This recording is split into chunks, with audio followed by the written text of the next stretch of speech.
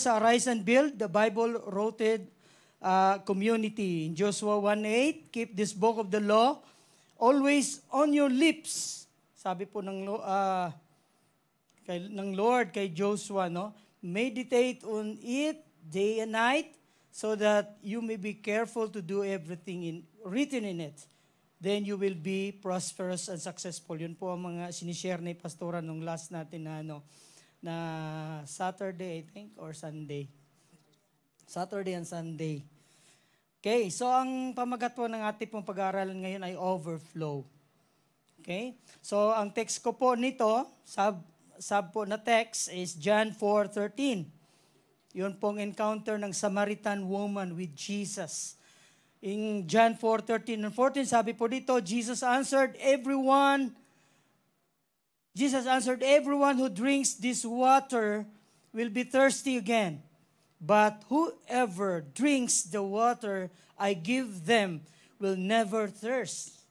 Indeed, the water I give them will become in them a spring of water welling up to eternal life. Wow, praise the Lord.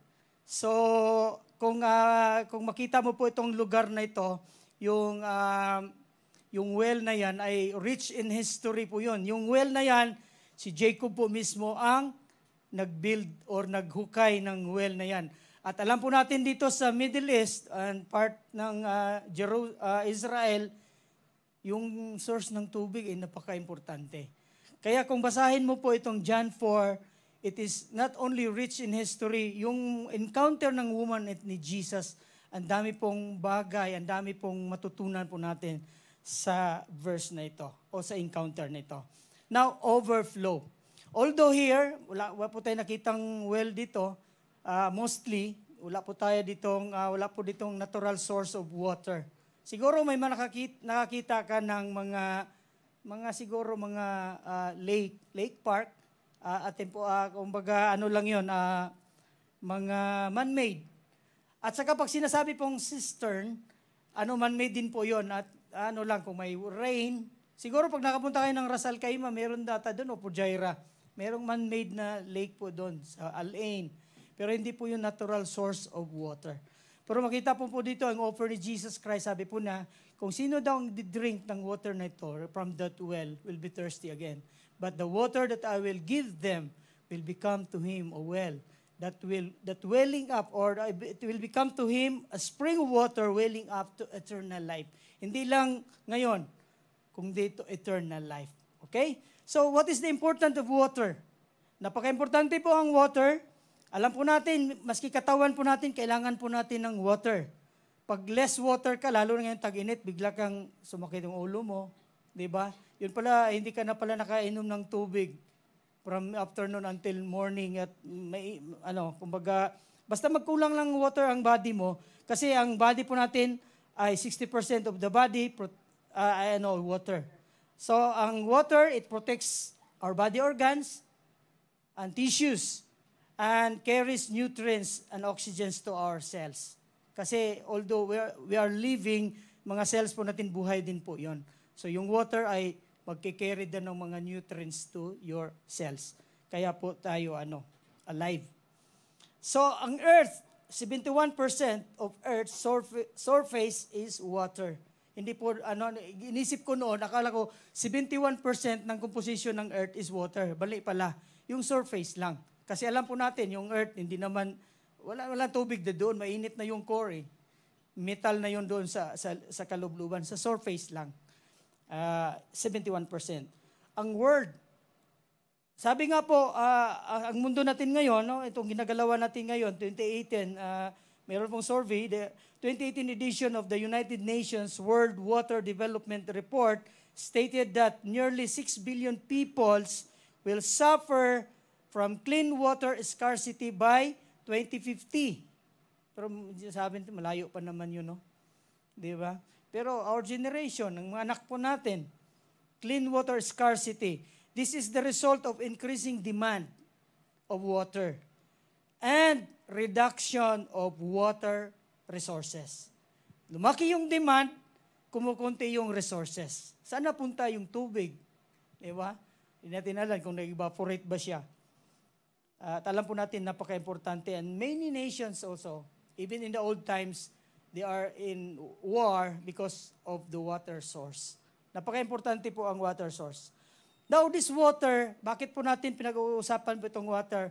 Because the Lord Jesus Christ refers, or the Bible refers water as the Word of God. Amen? Praise the Lord. Related po ito. So, the importance of the Word of God. Man shall not live on bread alone, but on every word that proceeded from the mouth of God. In Matthew 4, verse 4. Hindi lang po daw ang tao nabubuhay sa tinapay lamang, kundi sa Word of God nabubuhay din po tayo. Katulad din po natin bodily, or we need water. Tayo din po as human being, we need food, and we need also the water, what is the Word of God. The Word of God that represents a water.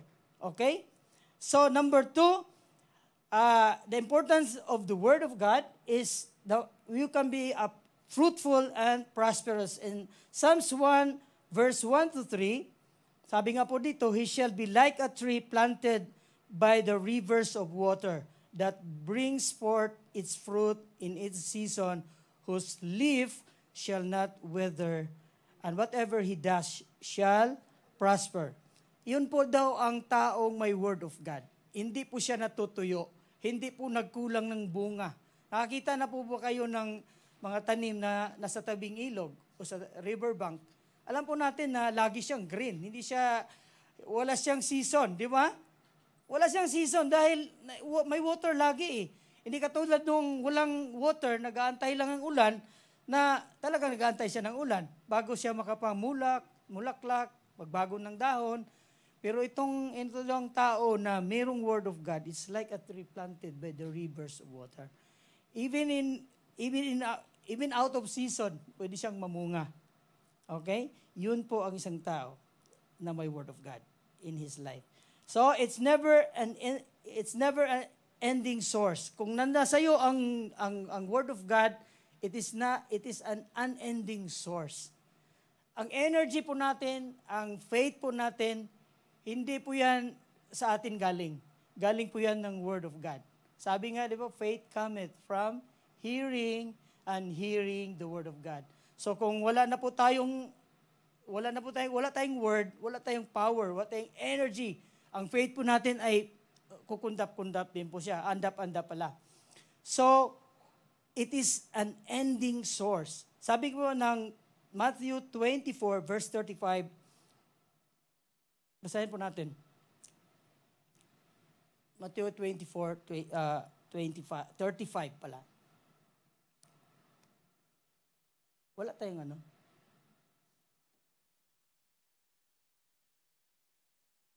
Okay, heaven and earth will pass away, but my words will never pass away. Katulad din po ng sinishare ni Pastora nung Isaiah 40, and makita mo natin sa 1 Peter 1:24 and 25. Man is like a grass, and its glory is like the flower of the grass. The grass withers, the flower fall. But my words will never pass away. Mga kapatid, gusto nyo bang you will surpass, sabi nga ni Rick Warren, the church will surpass the universe? Ang universe may ending. Ngayon, ang mga scientists they are studying how they can migrate people, because sabi nila, ang earth ay mag-end na for a certain years. Pero sabi nga po dito, ang tao, ang lahat ng glory, for me, as in the Bible, lahat ng bagay dito, heaven and earth will pass away, but my word will never pass away. Binigyan na tayo ng chance na ang Lord mismo, sabi niya, ang word mismo na sa atin, ang source mismo na sa atin. Kaya sabi po dito, welling up to eternal life. Hindi lang ngayon, hanggang eternal life na yan. Yung word of God na meron po tayo, yun po ang maghahatid po sa atin sa eternal life. Yung word of God na meron po tayo, because that's the source of life. Amen? Praise the Lord. Tahimik tayo. Okay, so as people of the world need clean drinking water, the same is true with the word. They need accessible source of it. Ngayon, ang Word of God is the only source that brings up to eternal life. Kailangan ng mga tao ng mga sources of this Word. Di ba? Nandiyan na yung Word. Pero kailangan, katulad ng babae na sabi niya, kung alam mo lang kung sino kausap mo at anong maibibigay niya. Ngayon, kailangan natin ng mga sources or wells na kung saan makaka-access yung mga tao. Di ba? May libre nga, pero hindi mo naman alam kung saan. Di ba? Sabi, may libreng pakain doon sa kung saan-saan, pero hindi mo naman alam, saan ba yan? So, kailangan nating malaman kung saan. You need sources. Okay? So, the necessity of the world is the Word. Or the Word for the world. Yun po ang kailangan. Tayo na binibigyan ng Lord ng Word of God, tayo na nagiging source of the Word of God, galing sa Lord, papunta sa atin and to other people. So, yun po ang kailangan ng mundo ngayon. So, who is not fitted? Sinsya po nito, lumabas na nating mga regional at countryside na maski anong practice, no? So, who is not fitted for the Word? Sino po yung fit? Yun na yun. Di ba? Mahirap pa balik-balik. Di ba? Number 1, yung consumer. Consumerism. Yung consumer ka lang. E sabi nga, di ba dito, hindi po natin encourage yung consumer ka lang. Upo or tayo, uwi. Di ba? We are not a consumer or else it's not true in us. Hindi po yun ang pagkakatawag sa atin. John 14:15, yung babae sabi niya, ganun ba? Yung makainom ng tubig na yan, hindi na mauuhaw. Bigyan mo ako yan, sir. Bakit? Hindi na ako babalik-balik dito. Hindi na ako nauuhaw eh. So nakikita mo yung need, niya, yung saan nakasentro ang gusto niya, ay gusto ko yan. Di ba? Hindi na ako babalik-balik dito at hindi na ako nauuhaw. Consumer.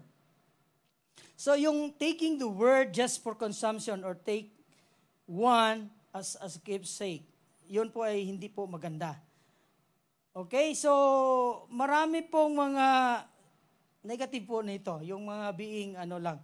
Ang mangyayari po natin dito ay parang nagiging shopping lang ang Word of God. Kasi dito, the church, we have our core values. The GIL has core values. Meron po tayong 13 Declaration of Faith. Pero may yung mga consumer lang, 15 na. Sorry po. 13 pa rin ako. Papalitan ko na itong Nandito na, 15 na dito. 15 na dito. Sorry po. I stand to be corrected. 15 na pala. So, yung mga MS magaling dito siguro, no? Kasi nandyan yan. So, minsan kasi pag being a consumer, parang, di ba yung mga shopping natin, parang wala eh. Minsan mahilig din ako sa shopping nung wala. Isa pa lang anak ko, ngayon wala na. Hindi ko na alam kung saan ang sale. Minsan kasi noon yung sa pahulit pa ako, minsan pag nakakita ka ng t-shirt na sobrang mura, bumili ka ng dalawa, pare-pareho. Parehong-pareho siya ng design dahil mura nga siya eh. Pwede na to. Pero hindi mo siya masyadong magamit. Pare-pareho siya eh. Di ba? Basta na lang, basta bili ka na lang, bili dahil shopping. Parang the Word of God din po.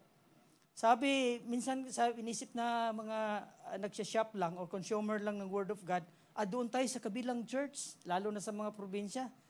May sale doon. 5% na lang yung tithes doon. Sale. Or doon tayo sa church na yan. Bakit? Save forever. Sipin mo, pag na-membro ka doon, save forever. Wala nang basa-basa ng yung iba. Di ba may mga na di-offer more on membership. Pag once na member ka na, makikita mo, akala nila napaka tawag nito, confident na nila dahil nga yun ang church nila nag-offer ng eternal salvation or membership salvation. So yun mga consumer. So or taking only the word when needed for personal necessity. Marami mga tao, Pastor Ray, pag-pray mo nga ako dahil ganitong trabaho, ganyan, kung ano-ano mga business na Pero pagkalaunan, hindi na nakikita. Ginagamit lang yung Word of God as a stepping stone. This type of character is active when they have personal needs or facing struggles and difficulty. Sa mga panahon lang na kailangan nila suited to their needs. Convenience. So, or taking the word that will remain on them or remain in us. Hindi siya naglumago. Nandun lang ang ginagamit lang ang word for a certain thing or mga plans, mga dreams sa life. After all, it remain on them. Ang word, it should not remain on us. The word is living. You cannot contain a water and make it fresh for a long time kung stagnant siya. Di ba? At yun ang number 2, stagnant well. Ang stagnant well, ito po yung mga ng stagnant well. Tayo po ay mga well, di ba? Tayo po tayo po ang sasidlan ng water, ang Word of God. So kailangan po siya mag-well up, mag-fountain, magiging source, magiging accessible sa mga tao. So, hindi kailangang magiging stagnant. Hindi mo kailangang nalagay sa'yo at nahinto na. Parang yung exchange gift na pasapasa, hindi dapat nahuminto sa'yo. Dapat flowing siya. Para yung iba magkaroon. Kasi nung gano'n, laging nadidelay tayo sa time dahil pagka nahuminto na, ang iba walang gift. Di ba yung paikot? Kasi yung iba, hoarding eh. Ino-hoard kasi malaki. Di ba? Malaki yun pala, unan. Hoarding yun eh. So, stagnant. Hindi na kumikilos. Hindi na or twisting the truth. Yun po ang magiging ng stagnant. Chooses what to hear. In 2 Timothy 4:3 and 4, sabi po dito, time will come when they will not endure sound doctrine. At wala po yan dito. I believe. But according to their own desires, because they have itching ears, they will heap up themselves teachers, and they will turn their ears away from the truth and be turned aside to fables. So doon na sila nakikinig suited sa ears nila, pakikinig nila. Alam po natin in the early ng GIL. Unang-una po na sa totoo lang, sa testimony, unang-una ko atin ng GIL, college pa ako, may nag-invite sa akin. Although I hear already GIL sa probinsya namin, hindi ako umattend dahil meron nga akong isang church. Pero nag-college ako, hindi ako natandanan, na-invite pa ko ng nursing student doon. Nung pag-attend ko, okay lang. Narinig ko tithes and offering. Pagkasunod, tithes and offering. Ikaw, bakit puro tithes and offering dito? Parang ganun ang ko. Here also in the early age of GIL here, may mga umaalis. May umaalis dahil po na-stumble sila sa tithes and offering. Pero later on, bumalik din. Dahil, yan word of God eh. Hindi naman yan word ni Pastora, word ng GIL. It's a word of God. Lahat po dito, anytime pwedeng i-share without any restraints and restrictions. Dahil nga sa inyo yan eh. Amen? Praise the Lord. Glory to God. So, yun, wala na sila. Mabilis ako, di ba? So, may mga umalis din before. Alaman ko po, dahil gusto nila ng deeper teaching. Gusto nila yung study ng demons, angels, and hell to be exact. Narinig ko yun. Grabe umalis sila kasi ang babaw doon ng mga turo ng GIL dito. Gusto nila yung mga Then may joke pa doon, okay, go to hell. Di ba narinig ko rin yun? Okay, go to hell. Kasi, yun itching ears kung kung ano nang gusto nila Hindi ko alam kung anong klaseng appetite meron po sila sa Word of God. Gusto nila yung mga deeper na ganito. Sila na yung nagdi-determine kung ano po yung But alam po natin, si Brother Eddie, we stand in the simplicity of the gospel. Amen? Study ka ng mga hell, kung anong demons, kung anong kaya mo na ba yun? Dito muna tayo sa MS. Dito muna tayo sa salvation, paano mag-share, paano mag-opening prayer, di ba? Bakit pa natin pangarapin yung When the church will give, okay, kung di ba sabi ni Jesus, ito na lang muna ang sa inyo ngayon. Because this is beyond your Hindi nyo na kaya yung mga malalalim na mga teaching. Ito muna tayo ngayon. You cannot receive it or you cannot accept it. Di ba? Yung nag-teach si Jesus na, anyone who will eat my flesh will not part of me. Ang daming umalis. Sabi, naku, pambihira to. Kailangan natin kainin si Jesus para magiging part sa... Di ba, hindi nila naintindihan. And many disciples, turned their, back to Jesus. Ibig sabihin, hindi nila kaya ang teaching. Di ba, inumin natin yung dugo ni Jesus. Di ba? So, yun po ay mga, kung whatever the church has given us, we will receive. That is the menu. Yun po ang karapat-dapat po sa atin. So, ano pa po? Unproductive and barren. Yun po ay mga, well. So, nothing lives in the surroundings. Alam po natin, pag walang, ang tubig ay, mga balon, walang water, so patay din po yung mga, mga paligid sa kanya. Alam ko po, once, this is very, very rare. Parang lagi, parang naano ko lang. But this is, I believe also, pag nandyan yung mga anak ng Lord, businesses will prosper. Napansin niyo ba yon?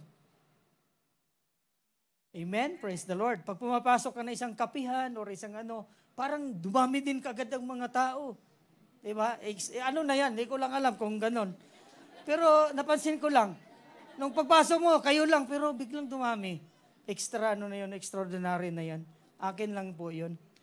Pero I believe, there is a favor from the Lord. Diba? Nung pumunta tayo ng WTC, yung lulo dyan, restaurant, walang kumakain eh. Nung nandun tayo, ang iingay na, diba? Biglang umingay, Business is So, yun. Unproductive and barren. At yung covered. Yung well na magiging stagnant, yung covered well. Kino-cover, sinusuppress, tinatabunan. Yung Genesis 26:15 sa Isaac na. Wala na si Abraham, patay na. Si Abraham noon, lagi siyang naguhukay. Lagi siyang naguhukay ng well. Para po sa mga kasi pag walang tubig, paano mabubuhay? Yung mga hayop lang ang mga nila doon, resources nila eh. Meron silang mga herds, lahat camels. So ang nangyari, nagkaroon ng disputes mga Palestinians or sa area. Tinatabunan nila kasi sabi nila, Isaac, you become more greater than us. Parang na-overpower mo na kami dito sa lugar na ito. Because the blessing of the Lord is with Isaac. Amen? Ang ginawa po nila, tinatabunan nila. Diba? Hindi na lang nila sinishare yung well para lahat sila prospered or successful. Ang ginagawa nila dahil sa inggit and envy, tinatabunan nila, sinisira nila yung mga balon at nilalagyan ng sand at kino-cover. So ganun din po ang mangyari sa buhay po natin. Pagtabunan po natin yung Word of God, hayaan na lang natin na nandyan na lang lagi sa atin at for consumption na lang, it is suppression. Hindi po siya nakakalabas. So, yun. Hindi po yan. The Word, we cannot experience an overflow when the Word is suppressed, covered, and not being fulfilled, and contaminated in our individual life. Hindi po natin ma-experience yung overflow. Ang Lord nandiyan ay binigay na sa atin eh. Allow it to overflow. Ang overflow ay hindi naman yan, kusa yan. Di ba pag may tangke ka, may tank ka sa inyo, mag-design kayo ng mga tangke, may overflow yan. Kung hindi nyo alam yan, consult an engineer. Si Ross or may mga engineer po dito na civil engineer. Ako hindi ko rin po masyado alam yan. Kasi electrical naman ako. Ha? Architect yan, pero alam din niya yan. I'm sure. Di ba, Ross? Alam niya yan. Lahat naman kayo ba, ganun din tayo, di ba? Maglalagay naman tayo talaga ng overflow. Ganun din po sa ating buhay. So how can we keep the overflow of the Word in us? Dito na po tayo doon sa Word of God. Inner source. Kailangan po natin yung inner source na binigay ng Lord sa atin. In John 4:14, yung sinabi ni sa woman na I will give you the water. The water that I will give you will be a fountain of water that will welling up to everlasting. Hindi po siya nauubusan. So kailangan po natin ng source. Si Jesus, the Word and Jesus, we cannot separate. Amen? Jesus also is the Word. Ganun po dapat tayo din eh. Ganun din po dapat tayo. Dapat yung action natin and our words should be the same, or else you are a duplicate. Duplicity. Yung sinasabi mo, iba. Di ba hindi katanggap-tanggap yan? Yung iba yung sinasabi mo, iba yung ginagawa mo. Di ba hindi katanggap-tanggap sa lipunan yan? Duplicity yan eh. Di ba? Fake. So, ganun din po si Jesus. Kaya po, isa po siya sa word dahil hindi po yun kaiba sa ginagawa po niya. Yung sinasabi niya, kaya yung word, siya din po yun. Amen? Praise the Lord. Number 1, yung kanina, yung inner source. Number 2, fulfill the word. Kailangan po nating ma-fulfill ang word na meron po tayo. Huwag mo nga daw iwanan o huwag mo daw iwaglit o huwag mo daw lagi mong alalahanin yung mga pinaprophesy sa inyo. Kasi mangyayari at mangyayari yun sa buhay nyo. Si Jesus Christ, He exists to do the will of the Father. It is already written. Sabi nga ng Isaiah 55, the word will not return. The word that's spoken by God will not return to Him void and empty. It will accomplish. Pag ang Lord ay nagsabi, mangyari at mangyari niyan. Ngayon, fulfill it into your life. Kung hindi mo at ayaw mo, mangyayari at mangyayari po yun. Ang Lord ay hahanap ng iba. Katulad ng panawagan na magiging worker po tayo. Tutulong po tayo. Ang word nandun na yan eh. Kaso lang pag unwilling ka, medyo kulang na yung time ko eh. Dami, busy na sa trabaho, ganito, pamilya, ganyan. Kami nga, in-advise na kami ng mga iba na to give up some. Pero sabi namin, sabi nga, there's no resign here. Kailangan mo mag-resign. Sign ka ulit ng kontrata.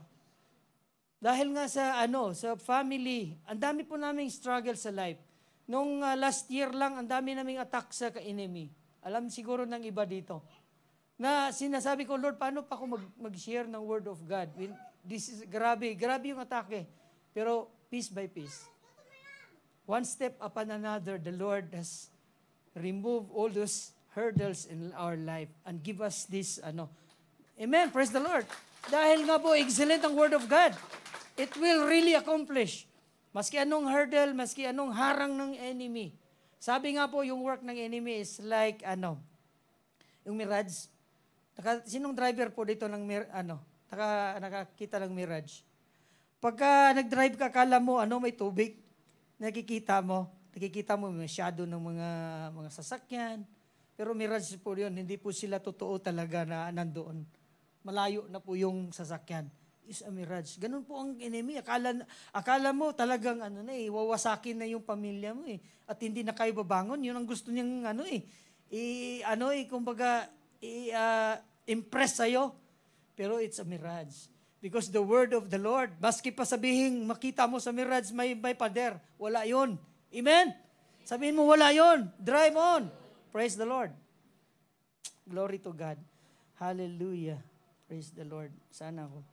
So, Matthew 1:22, all this took place to fulfill what the Lord has said through the prophet.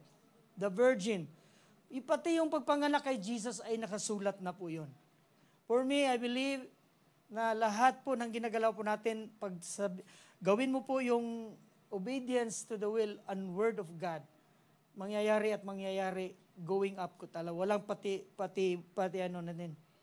pababa na kumbaga downscale na life.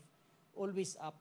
Hindi ba mangyayari si Abraham, hindi naman siya yumaman na sobrang nakita po niya ang promise. Hindi siya nakakita, kaya tinatawag na father of faith. Dahil hindi niya nakita yung pinapromise, hindi niya nakita physically. Pero he believed on God. Amen? Ganun po ang faith. Maski sabihin mo natin, Lord, maski maraming promises na kiniklaim ko, hindi ko man mahawakan sa kamay ko, sa mga anak ko. What is that? What is that for me? Kung hindi sa akin mangyayari na yumaman ako. Nalaman nyo na tuloy ang plano ko, di ba? Kasi nga, bata pa ako, talagang kung sobrang hirap talaga. Pero, nasa Lord yun. Pero mayaman naman siguro na tayo, di ba? May family. Minsan lang kasi, yun lang definition mo sa pagyaman, iba di ba? Akala mo, iba Kaya nandito ka na, iba naman ang tinitingnan mo. Katulad ng bibisikleta, sana magta-tricycle ako. Hirap magbisikleta. Yun naman tricycle, sana kotse yung sanakyan ko. Yun naman na kotse, sana yung Ram, yung malaki, yung Ford. Yun naman Ford, nakatitik sa helicopter. Sana helicopter sinakyan ko. Walang katapusan, di ba? Ganun po ang life. Be contented, sabi ni Paul. Be contented with what you have. It's a great gain. Sinabi ata kanina yun, di ba? Praise the Lord. So, keep the word in abundant. Para po tayo mag-overflow po sa life po natin, para po mag-overflow, keep the word in abundant. Yung pag-attend po natin dito, nakapakinig po tayo ng Word of God. It is an infilling of the Word of God. Kaya po tayo nag-overflow. Nung una, pagdating mo dito, parang inihikab-hikab ka. Nagpipigil ko tuloy. Ngayon, di ba, parang energized ka. Because you're filled with di ba, ganun lang naman our energy, galing naman sa Word of God. So, Matthew 12:34, the infilling continuously in our lives will naturally cause an overflow. Parang chismis, di ba? Parang chismis. Kaya pag sinasabing magchichismis ka, wag mong sabihin atin-atin lang. Yun po yung keyword Yun ang problema, yung sabihin atin-atin lang to.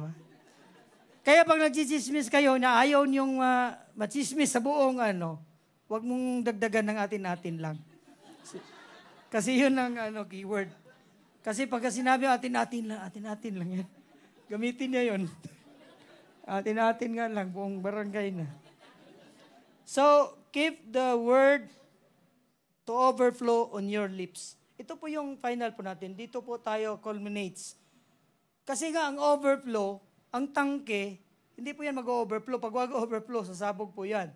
Lalo na pag ang source niya ay nasa loob. So, kailangan mang overflow para pag napuno, doon siya pupunta. Sabi po dito sa Joshua 1 verse 8, ito po yung po natin. Keep the word of the law. Basahin natin. Keep this book of the law always in your lips. Meditate on it day and night, so that you may be careful to do everything written in it.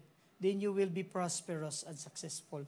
Amen. Praise the Lord. Nandiyan na yung prosperous and successful. Hindi lang po in terms of money, ang success po natin ng prosperity, hindi lang po nakabase sa Pero kasama yun. Huwag po tayo magmangmaangan na. Kasama yung money. Di ba sabi nga po, the money is the answer for whatever needs we have. Pero kasama yun. Pero it's not your goal. It's not your target. Ang Lord po ang ating pong So lastly, last page pa pala, hindi po lastly. So, kailangan po natin i-confess. Kailangan po natin i-share. Di ba? Pahirap naman yung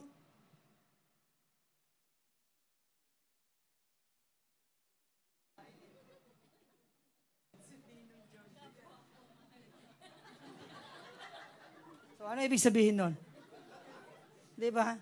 Siguro marami kayong interpretation. Kung ganun. Bakit hindi na natin sasabihin pag nagmamiming po tayo, gusto natin ipahula na Christian po tayo. Di ba? Mga ganun Hindi tayo masyadong Although, sa lugar na ito talagang medyo mahirap naman talaga. Pero, when the Lord, kumbaga, may impression ng Lord, go with it. Share. Kaya nga, sinishare ko na dito Bila kong tumayo sa pantry namin Sabi ko, God is great and He's the highest, He is the greatest above everything. Pati Muslim sabi, yes. O di ba? Yun ang impression Tumayo, nagulat sila nung nangyari dito. Di ba? Sa pantry. So, when the Lord impress, i-guide ka naman with wisdom Hindi naman yung basta na lang nagsisigaw ka doon sa kung saan-saan. So, we already have the source of the Word, which is Jesus. The Word is the beginning of every created thing, both seen and unseen. The source of life is within you. then let it overflow. Nandiyan na sa atin eh. Nandito na yung Word of God sa atin. Kailangan mag-overflow para magkaroon naman ng buhay yung mga kapaligiran natin. Family. Lagi nating alalahanin. Me, I'm a beneficiary of a prayerful woman, ng mama ko. So, kailangan ko rin mag-pray. Si Mateo, maski unang mga words lang ang maintindihan mo, nagtatangs na siya. Pero pray kami. Lord, bigyan mo ito ng binibless ko siya, Lord, bless this boy with literature, science, mathematics. Magiging preacher siya. Kasi binire-record ko siya, Mami, naintindihan mo yung sinasabi niya? Unang-una lang Lord, thank you, Mommy, Daddy. Ang bilis! Pero sige lang, tuloy-tuloy na lang tayo kasi alam ko po na in the coming days, talagang kagabi nga, grabing turo namin ni Mateo kasi napunta siya kahapon sa, evaluation, assessment. Kahapon nga kasi nga dan sa situation niya. Kagabi tinuruan ko siya kasi kahapon talagang wala siyang in-answer, pati pangalan niya hindi niya masabi. Mga puzzles, mga ganun, hindi niya sinasabi. Ngayon, excellent siya, di ba? Praise the Lord, glory to God. Dahil answeran niya lahat. Dahil wala na tayong time, conclusion na po tayo. John 4:39 to 42. Alam po natin ang nangyayari sa woman na yon. He encountered Jesus at the well of Jacob. Kasi ang Jacob well na yan ay napaka-importante po yan, a source of water. At partly kiniklaim ng Samaritans at nagiging disputes din para sa mga Israelites. So in 39, many of the Samaritans from the town believed in Him, in Jesus, because of the woman's testimony. So na-convert yung babae. Na-receive niya yung water. At hindi lang po niya nilagay sa balon or nilagay sa jar. He told me everything I ever did. So when the Samaritans came to Him, so pumunta na si Jesus sa town, they urged Him to stay with them and stayed 2 days. And because of His words, many more became believers. Sipin mo yon, yung power ng word na meron po ang babae na sinishare po niya. They said to the woman, "We no longer believe just because of what you said. Now we have heard for ourselves, and we know that this man really is the Savior of the world." Word that needs, ang word na kailangan po ng mga tao ngayon. Hindi po dapat po tayo magiging scarcity of word. Hindi po tayo dapat magkulang. Kasi marami po mga Christian na may word of God and willing to overflow. Hindi po sinusuppress, hindi po kino-cover, hindi po nagiging stagnant. But this word will continually reach people. Amen? Praise the Lord. So, many believe of Jesus, of Him or Jesus because of the testimony of that woman. So, hayaan po natin mga kapatid na ang buhay po natin ay magiging pagpapala. Amen? So, let us stand on our feet and let us sing this song. And let us invite the Lord and allow the Lord and His Spirit to energize us. And that the Lord and His Spirit will be allowed that His Word to overflow. Not only sa mga family natin, but our colleagues, our friends. Hallelujah, praise the Lord. Lord.